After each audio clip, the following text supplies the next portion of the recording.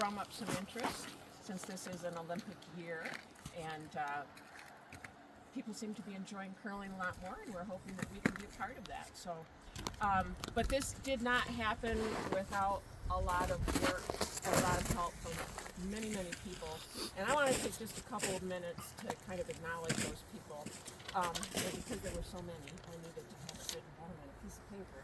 So anyway, first of all, we want to give a shout out to the county and to David Boyer, the administrator here, for having the vision to work with us on having a place where we could have curling. That ice was dedicated for that purpose. We have curled outside, we've curled at a hockey rink, and there's one thing that if you get into curling, you're going to find out: the ice makes the game for you. And so this is dedicated ice. It is designed for curling, and we can tell you a little bit about that once we get inside the house and talk about that. But anyways, thanks to the county. We also want to thank the Emmett County Parks and Recreation office for also being supportive of us in this endeavor. That's been important for us also.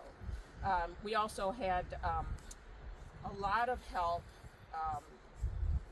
from private donors, and we want to recognize them too. We got a lot of money to help us because this is not inexpensive. We have to take this thing down every year and rebuild it from scratch because, as you know, this is the fairgrounds, and we have a fair here in the summer. We cannot leave this thing up. And so we've had a lot of help with grants and gifts, including Fletch's GMC Buick Audi. They helped a lot with construction costs. St. Francis Federal Credit Union, who funded a scraper, which may not sound like much, but again, that's part of what makes this ice so special. And it was kind of an expensive piece of equipment, and we have one, and that's going to make this ice really great this year. We've also had help from a couple of companies with the building and advice and permitting, performance engineers, including Ben Thune, Bear River Electric, and Jason Crom. Roast and Toast, represented here today by former President Ben Walker. Gibson Excavating, which really got it started by making this level, because level curling ice is really important also. John Walker, who is a member of our board in here today, has a construction company, and he kindly donated a lot of construction materials as well. And we've also had a lot of volunteers that helped with the construction of the house, and we want to just give them all a shout out here today. Just a few things we want to remind you about this house then is that the curling that we're going to have here, we're hoping at this point, I think that the more than tentative plan is that Tuesday nights will be league curling. If you're interested in competitive curling, that's what we're going to be doing on Tuesday nights. We're also going to be doing Learn to Curl, so if you've never curled before and want to learn how to do it, we'll be running sessions for that. All of this is on a fee basis because this is not inexpensive to operate. So, but we try to keep it as affordable as possible. You can get more information about the fees, or Derek may even be, who's taking our filming right now, may be able to help you with some answers on that if you have questions about league fees or Learn to Curl fees and things like that. Thursday nights we'll probably have open curls, which means anybody that wants to show up and curl will be able to do so, provided you are a member. You can't, I think that's how that's going to be. You have to be a member of the club to engage in open curling. So if you don't want to be in a league, but you just want to come and curl once in a while, that'll be on Thursday nights. This is highly weather dependent. This was more liquid than ice not too long ago.